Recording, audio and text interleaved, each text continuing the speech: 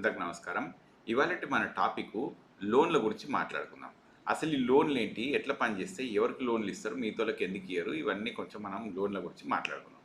అయితే ప్రజలారా ఇటు ఒకసారి చూపిస్తా నేను ఇవాళ చూడండి. ఇది ట్విట్టర్ నుంచి తీసుకున్న డేటా. ఐఎన్సి అంటే కేరళ కాంగ్రెస్ వాళ్ళు ఈ మెసేజ్ పోస్ట్ చేశారు.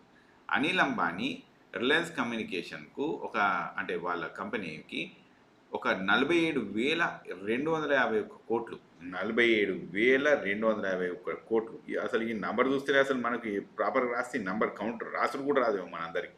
ఇంత పెద్ద నంబర్ అంటే 47,000 కోట్లు ఈయనకు ఉంటే కేవలం 455 కోట్లు మాత్రం అప్పిగట్టి మిగతా అన్ని రుణమాఫీ అయిపోయినాయి. చూడండి ఎంత ఎంత రుణమాఫీ 46,796 కోట్ల రూపాయల రుణమాఫీ రైట్ ఆఫ్ అయిపోయినాయి. అర్థమైందా? ఇందులో రెండు కారణాలు ఉండొచ్చు. ఒకటేమో ఆయన దగ్గర నిజంగానే నో మనీ, ఆయన దగ్గర డబ్బులు లేవు కనుక పైసలు కట్టలేదు. అవునా? ఇది ఒకటి. రెండోది ఆయన దగ్గర డబ్బులు ఉన్నాయి కానీ కట్టాలని లేదు, don't want to pay. Okay, ఇది రెంట్లలో ఏదో ఒకటి ఉంటుంది. అయితే మనము ఈయనకు డబ్బులు లేవు అనుకుందాం.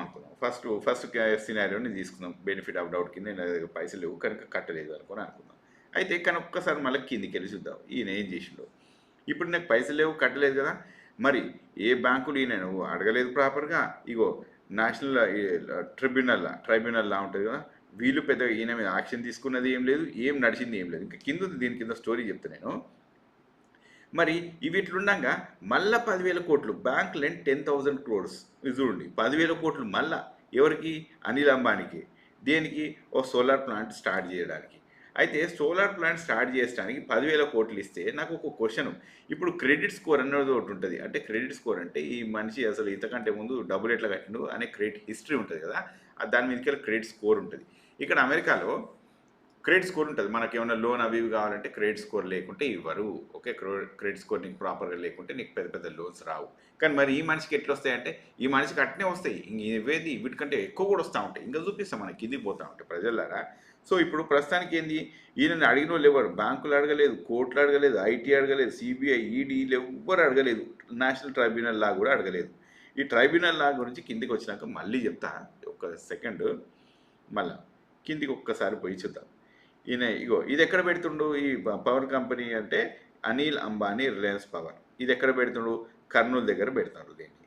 ఓకే, ఇది ఒక సోలార్ మ్యానుఫ్యాక్చరింగ్ సెక్టార్. ఇది ఒకటి నియర్ వైజాగ్ దగ్గర ఒకటి పెడుతుండ్రు. అంటే రెండు పెడుతుండ్రు ఇల్లు, ఒకటి కర్నూలు దగ్గర, ఒకటి వైజాగ్ దగ్గర. రెండు బిజినెస్ సెంటర్లు సెటప్ చేస్తుండ్రు. Location scouting is happening. అంటే భూమి జాగాలు చూస్తుండ్రు, ఏడ పెట్టుకోవాలన్నా ఏడ కొనుక్కోవాలన్నా అని. ఒకప్పుడు ఈయనకు రిలయన్స్లో ఈయన అనిల్ అంబానీ కర్నూలుకి వచ్చిండు. నాకు అంటే ఇది ఎప్పుడో నాకు ఐ రిమెంబర్ దిస్. కర్నూలుకి వచ్చి ఇక్కడ ల్యాండ్స్ చూసుకొని పోయిండు ఆయన. ల్యాండ్స్ చూసుకొని కొంతమంది ఉద్దేశం ఉన్నదో మరి కొన్నడో తెలియదు, కానీ ఇక్కడికి వచ్చి ఒకప్పుడు maybe more than 10 years back, ఇది నాకు గుర్తు, 10 years బ్యాక్ ఒకసారి వచ్చిండు ఆంధ్రప్రదేశ్కి వచ్చి చూసిండు ఆయన. సరే, దాని సంగతి మళ్ళీ కొద్దిగా కిందికి వెళ్ళి చూద్దాం. అయితే ఈ ట్రైబ్యునల్ లా గురించి ఒకటి కామెడీ చెప్తా ప్రజలారా. ఈ ట్రైబ్యునల్ లా ఈయనకి ఎక్కడ? ఇది national commission for law tribunal, right, Mumbai. ఇది ముంబై బ్రాంచ్ వాళ్ళు. Approves resolution plan for Reliance communications infrastructure limited valued 455 crores. అంటే వీళ్ళు ఏం చెప్తారంటే ట్రైబ్యునల్ లా వాళ్ళు మొత్తం వీళ్ళు రిజల్యూషన్ అంటే ఇది మనం ఏదో కాడికి సర్దుకుందాం రండి అనే టైప్లో ఉంటుంది చూసినా, ఇది చేసేద్దామని చెప్పి అనుకున్నారు. ఎంతకి అంటే 455 కోట్లకి. 450 కోట్లు ఎంతకి? అవుట్ ఆఫ్ 47,000 crores అండ్ 450 కోట్లు.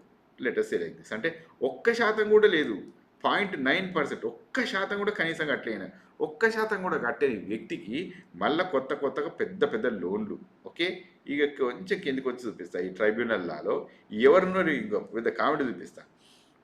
ఒక సింగిల్ జడ్జి ఉంటాడు ఇక్కడ. ఎవరు? వీరేంద్ర సింగ్ బిష్త్. ఓకే, వీరేంద్ర సింగ్ బిష్త్. ఈయన రిటైర్డ్ జడ్జు, ఈయన జ్యుడిషియల్ మెంబరు. ఈయనతో పాటు శ్రీ ప్రభాత్ కుమార్, ఈయన టెక్నికల్ మెంబర్. వీళ్ళిద్దరు కలిసి మొత్తం ప్లాను సార్ట్అవుట్ చేసేసారు. ఏం చేసిండ్రు? ఇగో 47,000 కోట్లు ఉన్నాయి కదా, నీకు అంత కాదు కానీ 450 కోట్లు కట్టు, ఇది సరిపోద్దని చెప్పి వీళ్ళు లెక్కేసారు. ఈ ప్లాన్ ఎవరు ప్రపోజ్ చేసిండ్రు? రిజల్యూషన్ ప్లాన్ ఈ submitted by Reliance projects and property management services limited. ఇది ఎవరిది అంటే wholly owned subsidiary of Mukesh Ambani. Mukesh Ambani ఈ ప్లాన్ పెట్టి ఈ ట్రైబ్యునల్లోకి ఇచ్చేసి అప్రూవ్ చేయించేయండు. అంటే ఏమన్నట్టు? తమ్ముడిని కాపాడటానికి 47,000 కోట్లు కట్టాల్సిన అవసరం లేదు, వీళ్ళని ఒప్పించేసేసి వీళ్ళిద్దరు కలిసి చూడండి, ఈ పేర్లు చూడండి, వీరేంద్ర సింగ్ బిషత్, తర్వాత ప్రభాత్ కుమార్, వీళ్ళిద్దరు దేశాన్ని ఎంత ముంచిండ్రు అంటే వీళ్ళిద్దరు కలిసి 47,000 కోట్లు ముంచిండ్రు. వీళ్ళిద్దరు కలిసి 47,000 కోట్లు ముంచిండ్రు దేశాన్ని. ఇట్లాంటి బ్యూరోక్రాట్స్ ఉన్నారు మన దేశంలో. ఇట్లాంటి బ్యూరోక్రాట్స్, ఇట్లాంటి కొలీజియం వ్యవస్థ ఉంది, ఇట్లాంటి దొంగలు ఉన్నారు. వీళ్ళని ఎట్లా మెచ్చుకుంటారో ఒకసారి చూడండి. ఎందుకంటే దీని మీద డిపెండ్ అయ్యి చాలా విషయాలు ఉన్నాయి. ఈయన రిలయన్స్ అయినా ఇప్పుడు ముఖేష్ అంబానీ గారు, ఈయనకి ఒక బిజినెస్ ఉన్నది. ఈ బిజినెస్ ప్రాపర్టీ ప్లాన్, దాని మీద రిజల్యూషన్ ప్లాన్ అయింది. అది ఆయన బిజినెస్లో ఒక లెక్కిచ్చేసేసి మొత్తం ఖతం చేయించినాడు. కిందికి పోయి చూద్దాం మళ్ళీ ప్రజలారా, ఇక్కడ అయిపోలేదు స్టోరీ, ఇంకా మనకు కొద్ది కిందికి పోద్దాం. వీళ్ళు ఎవరంటే మన ఇండియన్స్ కొంతమంది రష్యాకు పోయినరు, ఓకే, యుద్ధం కోసం పోరాడటానికి. ఎందుకు? బతుకుదేరు లేక, ఇక్కడ లోన్లు లేక, ఉద్యోగాలు ఎంప్లాయ్మెంట్లు లేక, అసలు లైఫ్ లేక, ఏం లేకపోతే చూడండి, ఒక మనోళ్ళు 12 nationals working in Russia army are dead and 16 are missing. అంటే 28 మంది ఇప్పటిదాకా. ఈ మిస్సింగ్ అంటే అంతే, వాళ్ళు దొరకడంటే బాడీ తునకలు అయిపోయిందో ఏమైపోయిందో, వాళ్ళు బందీలు అయిపోయినారో ఏమైనారో ఎవరు తెలియదు. ఇప్పుడు మన వాళ్ళు ఆల్మోస్ట్ ఒక 30 మంది చచ్చిపోయినారు. బతుకుదేరు లేక యుద్ధానికి పోయిన వాళ్ళు. మన దేశం ఎందుకో యుద్ధానికి పోదు మరి, కానీ మన ప్రజలు మాత్రం యుద్ధానికి పోతున్నారు. మన దేశం యుద్ధానికి పోతలేదు, ప్రజలు మాత్రం యుద్ధానికి పోతున్నారు, చచ్చిపోతున్నారు అక్కడ. అంటే ఇక్కడ నిరుద్యోగం కనిపిస్తలేదా, పేదరికం కనిపిస్తలేదా, అసలు వీళ్ళకు డబ్బులు లేవు అనేది కనిపిస్తలేదా, వీళ్ళకు జీవనోపాధి కోసం ఏమైనా లైవ్లీహుడ్ కోసం ఏమైనా ఒక చిన్న బిజినెస్ చేసుకోవడానికి ఎంఎస్ఎంఈలు ఏమైనా ఉన్నాయా? లేవు. అంటే వీళ్ళకి ఎవ్వరికి ఏం లోన్లు ఇవ్వట్లేదు. ఇంకా కిందికి పోయి చూద్దాం ప్రజలారా, ఇక్కడనే అయిపోలేదు. మనం ఇది మళ్ళీ ఒక్కసారి కిందికి వెళ్ళి ఇంకొంచెం చూద్దాం ఇదంతా. ఇది ఒక్కసారి చూడండి, బ్యాంకు వాళ్ళు ఎట్లుంటారు. ఒక చిన్న పాప, ఇది ఒక రైతు కుటుంబం, ఓకే. ఈ రైతు కుటుంబంలో ఒక లాక్టేటింగ్ మదర్, అంటే ఇప్పుడే జస్ట్ ఒక న్యూ బార్న్ బేబీ తోటి 45 ఓల్డ్ న్యూ బార్న్ బేబీ తోటి ఉన్న వాళ్ళను ఇల్లు లోన్ కట్టలే అని చెప్పి వాళ్ళను ఇంట్లోకి వెళ్ళి గెంటేస్తే రాత్రి అంతా సడిలో ఉన్నారు. అవేవో బెడ్షీట్లు ఉంటాయి చూసినా, బెడ్షీట్లు కాదు, మన ఫర్టిలైజర్ బ్యాగ్ షీట్స్, ఫర్టిలైజర్లు అమ్మేటివి ఉంటాయి చూసినా, ఆ షీట్లు కప్పుకొని పాపం పిల్లలతో పాటు 7 కుటుంబ సభ్యులు, ఒక్కరు కాదు ఇద్దరు కాదు, 7 మెంబర్ ఫ్యామిలీ అందరు బయటనే కూర్చున్నారండి. ఈ బ్యాంక్ వాళ్ళు చేసిన పుణ్యానికి. బ్యాంక్ వాళ్ళు ఎట్లాంటి వాళ్ళు అంటే, మనల్ని మాత్రం ఒక రూపాయి ఇవ్వకపోయినా సరే ఇంట్లో దర్వాజాలు బిక్కపోతారు. అనిల్ అంబానీకి మాత్రం ₹1 కూడా కట్టకుండా మొత్తం అన్ని ఇచ్చేస్తూ ఉంటారు. 1% కూడా కట్టించుకోరు. మళ్ళీ ఆయనకు 10,000 కోట్లు ఇస్తూ ఉంటారు, ఎంత డబ్బులు ఇస్తారు. అంటే మన వ్యవస్థలో ఎక్కడనో ఒకసారి ప్రజలు ఆలోచించుకోవాలి. మరి వ్యవస్థ ఎటుపోతుంది, మనం ఎటుపోతున్నాం, మనం కరెక్ట్ వాళ్ళకి ఓటేసుకుంటున్నామా, లేకుంటే ఏమన్నా under any kind of stupid ఇన్ఫ్లుయెన్స్లోకి వచ్చేసి మనం ఓటేస్తున్నాం అనేది మనకు అర్థం కాని రోజులు ఇట్లనే ఉంటుంది.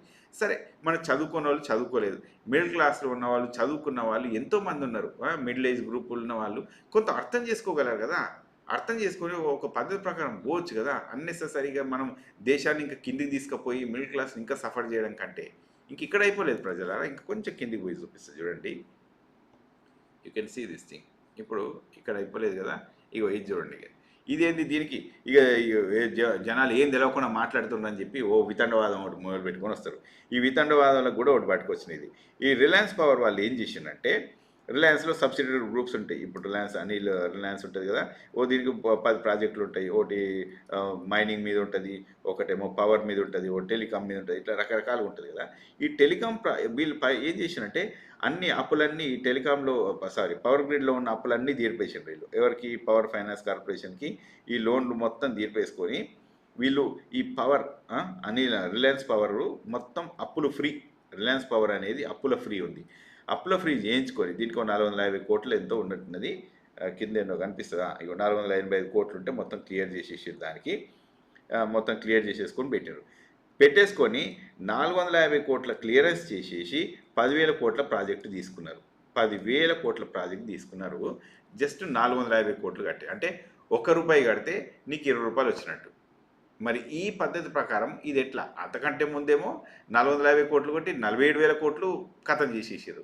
ఈడ 450 కోట్లు కట్టేసి మళ్ళీ ఇంకో 10,000 కోట్ల ప్రాజెక్టు లోన్ల బ్యాంకుల నుంచి తీసుకున్నారు. మనకేమో ₹1 కూడా ఇయని లోన్ ఆఫీసర్లు, వీళ్ళకి మాత్రం ఇంత ఇస్తారు. ప్రజలారా ఒకసారి ఆలోచించండి, వేర్ వీఆర్ స్టాండింగ్, మన జీవితం ఎటుపోతుంది, మనం కరెక్ట్ డైరెక్షన్లో ఉన్నామా లేమా అనేది కొంత అసెస్ చేసుకోండి. ఇంకా నేను ఈ వీడియో ఇంకా లాంగ్ అవుతుంది కాబట్టి ఇక్కడ ఆపేస్తున్నాను. ఏమైనా కామెంట్స్ ఉంటే కింద పెట్టండి. Thank you very much.